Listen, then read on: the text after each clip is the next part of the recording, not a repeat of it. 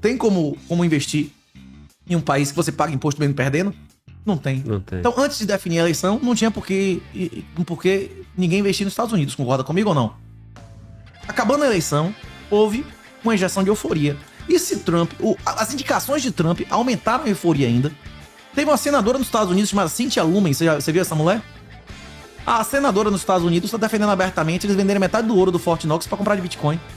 Inclusive para quebrar as pernas da China e da Rússia. Para destruir o valor da reserva dos outros países e aumentar deles, que eles seriam o primeiro. Quem chega primeiro bebe água limpa, não é isso? Quem chega depois bebe o resto, né? A Cynthia quer que os Estados Unidos seja o primeiro país a acumular Bitcoin. Se o governo americano começar a vender ouro e comprar Bitcoin, outros países tendem a seguir isso.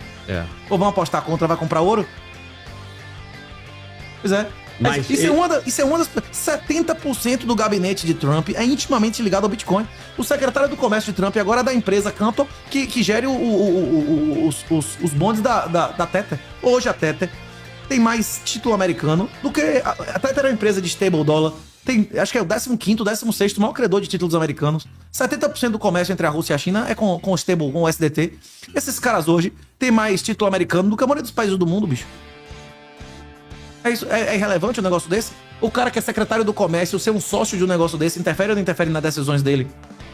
Hoje em dia, o Musk ter a posição que ele tem, a influência que ele tem no governo e ser exposto publicamente a criptomoeda, Saylor, todos esses caras aí envolvidos intimamente, pelo amor de Deus, né? Inclusive o outro lá que disse que o verme comeu o cérebro do cara, com o nome dele, o RFK, também com cargos altos, também defendia publicamente que os Estados Unidos tivessem reserva estratégica de Bitcoin.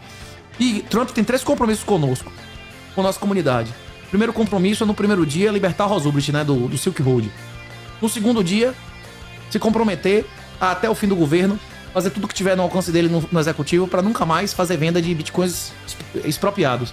O que a justiça tomar, manter. Aqui no Brasil já tem inclusive, não é lei, né, mas tem enunciados e tal, orientações de tribunais que o certo é apreender ou vender. Você já imaginou? Tem uma busca e apreensão em minha casa, eles conseguem me tomar meu patrimônio inteiro, 20 Bitcoin, digamos. E a justiça brasileira diz, não tem como fazer autocustódia desse dinheiro, eu vou vender. Aí o processo rola 10 anos, e eu fiquei em real 10 anos. Qual vai ser o lucro cessante que eu vou ter? Eu vou ter que passar mais 20 anos processando o governo? Sim. É isso. Um dos compromissos de Trump é não vender Bitcoins de apreensões. E o último compromisso dele é não permitir nenhuma lei que limite de qualquer maneira a autocustódia. A autocustódia é o que a gente ensina nesse workshop aqui. Sim. Que é você, em sua casa, gerar suas chaves e assinar suas transações sem depender de ninguém. Mas a tendência é o governo querer proibir, né? Porque senão como é que ele vai sequestrar o dinheiro? A questão é a seguinte.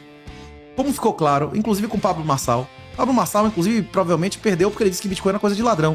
O número de pessoas que ele perdeu a eleição é muito menor do que o número de Bitcoiners que tem na cidade, não é isso? 50 mil. Não, se ele tivesse abraçado o Bitcoin em vez de dizer que era coisa de bandido e vagabundo, era capaz dele ter 50 mil votos a mais, não é isso? Hoje em dia, nenhum país hoje no mundo, nenhum país livre hoje no mundo, nenhum país desenvolvido hoje no mundo, ninguém ganha mais uma eleição majoritária dando teste ao Bitcoin. Se você concordar 99% com a opinião do cara, mas 1% da opinião do cara é que seu patrimônio, que sua poupança é ilegal e seu ganha-pão tem que ser proibido, você vai votar no cara? Uma opinião negativa ao Bitcoin aliena ele de 20, 30% da população. Se 20, 30% da população for exposta financeiramente ao Bitcoin, não é isso? Você entende o que eu tô dizendo? Entendo. Ou não? Lógico. Você vai votar em alguém que prega que seu emprego deve ser criminalizado? É igual que sua poupança deve ser criminalizada? É igual falar pros evangélicos, é um número de votos muito grande. É isso. Você não tem como ser eleito no Brasil defendendo pautas satânicas. Tipo, expressamente satânicas. Os caras fazem enrustinão e tal, né? Isso, Jesus é socialista e tal, né? Mas se você for mesmo abertamente contra um negócio desse, na hora que 20, 30% da população for exposta, e o número de pessoas, inclusive no Brasil, expostas financeiramente a isso, dobra a cada, sei lá, 16, 18 meses. Hoje já tem mais CPF em corretora de Bitcoin do que em corretora de ações. O Bitcoin hoje é negociado, tipo, ordem de grandeza mais do que ouro nesse país, né? Aí o cara vai chegar e dizer que isso é coisa de vagabundo e bandido, tá ameaçando o ganha-pão e o patrimônio de uma quantidade enorme de pessoas, não é isso? Foi um dos fatores da vitória do Trump. Inclusive, um outro aspecto desse, né? Que quando você ameaça o ganha-pão do cara, você tira o cara da zona de conforto, foi os Amish. Se eu falar em Amish, que a gente já mencionou, inclusive, que os caras que acham a energia elétrica coisa de Satanás, eu e os caras que vivem como se fosse o século XIX. Na Pensilvânia, mais de 100 mil Amish se cadastraram pra votar, que nunca tinham votado na vida, porque a Câmara botou num programa lá de proibir leite in natura vender. Aqui no Brasil é lícito, né? Mas lá ainda é permitido. E quando o cara viu que o principal ganha-pão do cara é vender leite in natura e a mulher proíbe como é promete proibir seu ganha-pão, meu irmão, você vai passar, você nunca votou, mas você vai passar a votar pra impedir que essa mulher ganhe a eleição, não é isso? Ou não? Mas olha só, a postura do Trump mudou demais, né? Sim, mas de 2016... ele não percebeu que 20% das famílias americanas estão expostas financeiramente a Bitcoin? Ele, menos de uma semana depois de tomar o tiro, foi na convenção de Bitcoin e fez esses 3 compromissos que eu tô lhe dizendo aqui. Ele com a orelha lá com o negócio, tem essa imagem, bate lá, Bitcoin Nashville, o Trump. Ele chegou lá e disse, olha, vocês querem 4 anos de liberdade de sua autocustódia? Você quer que eu perdoe o Ross Ulbricht no primeiro dia? Você quer que os Estados Unidos fique 4 anos sem vender 1 centavo de apreensão? Esses são meus compromissos com você. Trump, e nesse momento, ele ganhou os corações e mentes da galera ou não? Então, não? Esse é o ponto. Sim, que eu quero. Esse é o ponto. Vice do Trump tem declarado no patrimônio dele 10% em Bitcoin, que agora deve ser 20%, né? Isso. Dobrou. Mas escuta só. De 16 pra agora, o Trump foi eleito por uma vez em 2016. De 2016 para 2024, a comunidade aumentou demais. Porra, pelo amor de Deus, não. Calma, acompanha o raciocínio. A ponto de chegar em 20% da sociedade... Não, de famílias. De famílias. De famílias. Tá de família, não é das pessoas que tem criança, família. Velho, tá, não é isso não. Maravilha. Mas se você é uma velha e seu filho vive de Bitcoin, o cara chamar seu filho de vagabundo, você não vai botar no cara, né? Não. Se você é molecote, tá fazendo faculdade, seu pai vive de Bitcoin, o cara diz que seu pai vai acabar com o emprego do seu pai, não é isso?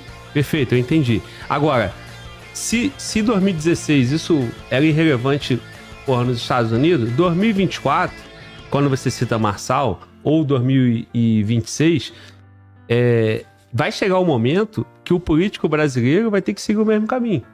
Ou qual não tem mais eleição aqui. Mas qual é a relevância aqui no Brasil? Não pode acontecer, não tem mais eleição aqui. Eles não controlam todos os partidos. A máquina permite um cara de oposição real a fazer uma candidatura viável a presidente da República. Eles escolhem os candidatos, eles escolhem os partidos. Os Estados Unidos, quando o Trump toma posse, é 20 de janeiro. Deve começar a fazer uma pressão para aumentar a liberdade econômica e de livre expressão nesse país. Eles vão ter 2 opções. Eles podem peidar, não é isso? E começar a liberalizar. Ou eles podem dar testa e seguir o modelo chinês. O modelo chinês precisa ter eleição? Não. Se seguir o modelo chinês, não precisa mais ter eleição, não é isso? Eles podem apertar. É possível que no Brasil, daqui a 6 meses, 9 meses, 1 ano, com Trump ganhando ao poder e Trump pressionando pela liberdade de expressão, o governo brasileiro resolva seguir o caminho chinês ou não?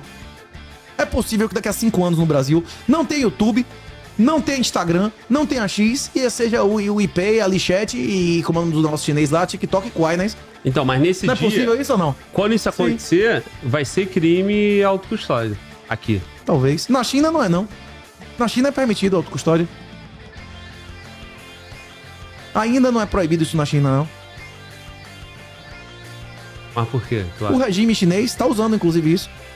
Foi o que eu perguntei aqui. Se você fosse um ditador chinês, você pode não querer que seu escravo tenha, mas você vai querer ter Bitcoin, não é isso? 70% do comércio, isso quem tá dizendo não sou eu, é documentação do governo americano. 70% do comércio de empresas entre a Rússia e a China é o SDT. O governo americano sabe disso e pode parar isso. O governo americano quer que pare e que os inimigos dele estão utilizando criptomoeda para fazer comércio entre si. Mas com isso financia o bonde americano. O americano quer que o SDT pare de comprar dívida americana? A Rússia e a China quer que deixe os empresas parem de usar o SDT para fazer comércio com os outros países sem passar pelo controle americano? O cara da 25 de março aqui, ele não quer mais dinheiro físico. Ele consegue mandar pra China fácil o dólar físico? O SDT, ele dá 2 cliques ali e manda, não é isso? Sim. Sim.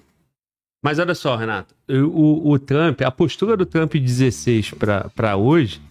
O político... Não se falava... O político majoritário, ele pode dar testa a 20, 30% da população? Não, exato. Se a população mudar a opinião, ele vai ter que mudar a opinião dele, ele não vai ser eleito, não é isso que você está dizendo ou não? É isso. Até as bactérias seguem motivações, né? Isso é a regra da natureza do mercado, é a liberdade mediada pela eficiência. Se você pular pela janela, você tem direito, mas vai ser a última das coisas que você vai fazer, não é isso? Então, assim, o que eu quero raciocinar contigo é isso. No Brasil, essa é a tendência também. Pois é. Porque vão olhar pra lá e vão ter que comunicar. Agora, qual é a relevância no Brasil? Temos esse Mastal ganhou ou perdeu mais votos dizendo que Bitcoin era coisa de ladrão?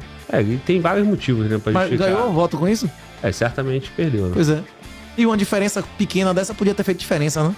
E na próxima eleição, daqui a 2 anos, daqui a 4, a tendência é ter mais ou menos pessoas vivendo e poupando nisso. Cada vez... É o que eu tô dizendo. Eu acredito que nos próximos anos, nenhuma eleição real em país livre, ninguém vai ganhar uma eleição majoritária sendo contra Bitcoin.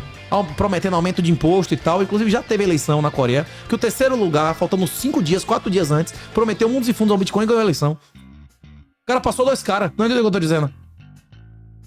Já teve, a primeira eleição que foi definida por pauta de Bitcoin, já foi, há uns 4, 5, 6 anos atrás. A questão é que um país que era já mais popularizado do que os Estados Unidos, que já é mais popularizado do que aqui, não é isso?